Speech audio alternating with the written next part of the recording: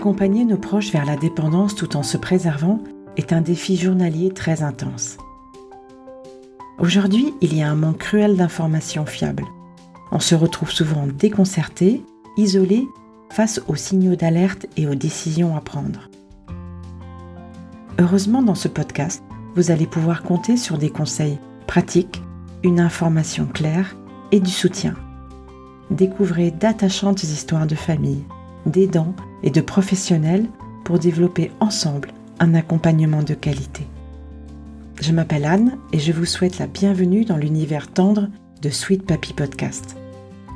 Pour bien débuter l'année, je participe en janvier, dans chacun de mes épisodes, à un super challenge de podcast international.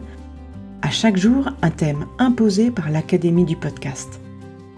J'ai choisi de vous préparer quelques pépites inhabituelles tout au long du mois et donc de sortir plus d'épisodes que d'habitude. Restez bien à l'écoute car j'indique le thème qui m'a guidée pendant l'épisode. Bonne écoute!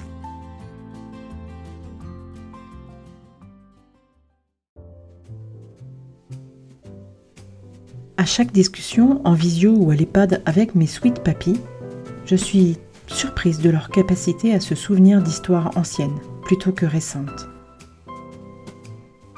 À Noël, par exemple, en nous voyant sur WhatsApp et en regardant la crèche chez mon frère, mon Sweet Papy est péremptoire et nous dit « c'est moi qui l'ai construite ». Mémoire visuelle. Alors, on savait que ce n'était pas la sienne, mais il avait bel et bien construit une superbe crèche quand on était petit et après on en a tous discuté en se rappelant les petits santons.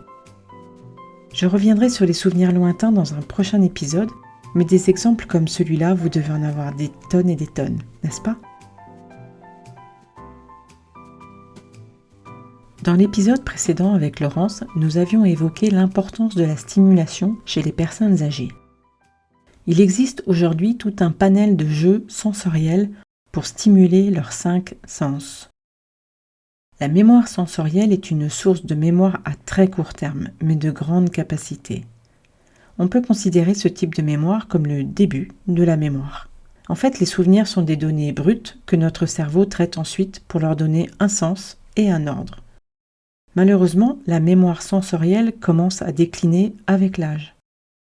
En conséquence, le cerveau absorbe ou calcule de moins en moins d'informations sensorielles. Alors aujourd'hui, j'avais envie de vous inviter à partager des sons avec votre Sweet Mamie ou Sweet Papy pour connaître leurs réactions et stimuler la mémoire sensorielle. Vous pouvez également vous prêter à cette stimulation des sens et échanger avec eux. Allez, commençons par un son étrange. Posez-lui la question, est-ce que cela te rappelle des odeurs ?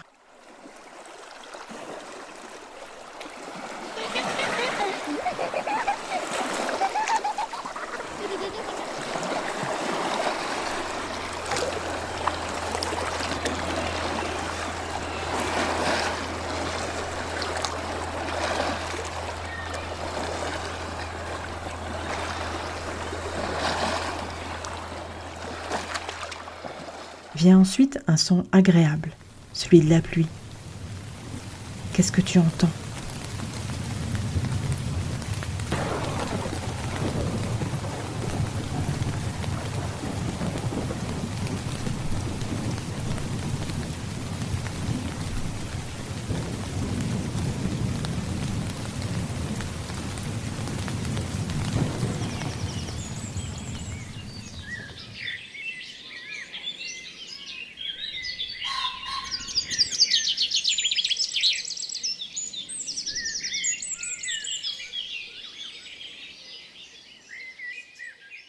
Si vous entendez avec lui ou avec elle ce dialogue ou ce fond de bruit, quelle image remonte immédiatement ? Cette émission, nous avons eu 2 interruptions de l'image dont nous vous demandons de vouloir bien nous excuser. Bonjour mesdames, bonjour mesdemoiselles, bonjour messieurs.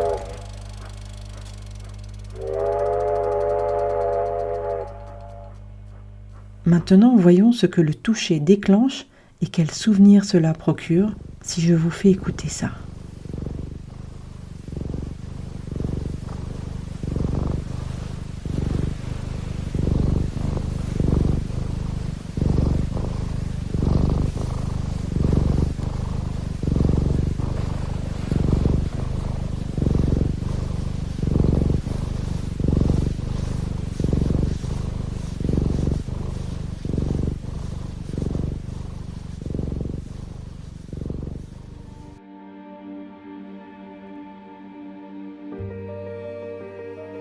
En utilisant les 5 sens, on entre dans la mémoire de l'interprétation subjective. On sait l'importance de la perte de la mémoire, surtout dans la maladie d'Alzheimer, qui attaque progressivement les neurones, provoquant tout d'abord des troubles de la mémoire jusqu'à la perte des fonctions autonomes et la mort. Il y a peu de temps d'ailleurs, des chercheurs de l'École polytechnique fédérale de Lausanne, en Suisse, ont développé une capsule qui pourrait protéger les neurones et enrayer la maladie.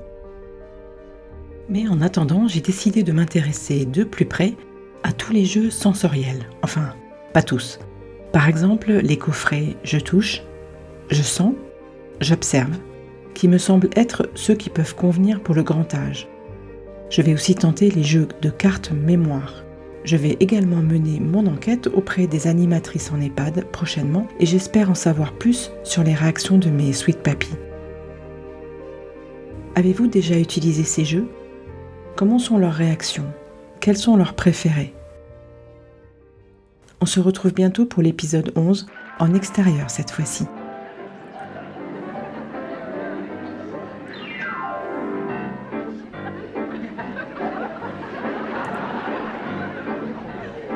La confiture scintille bouline, ça coule sur les mains, ça passe par les trous de la tartine.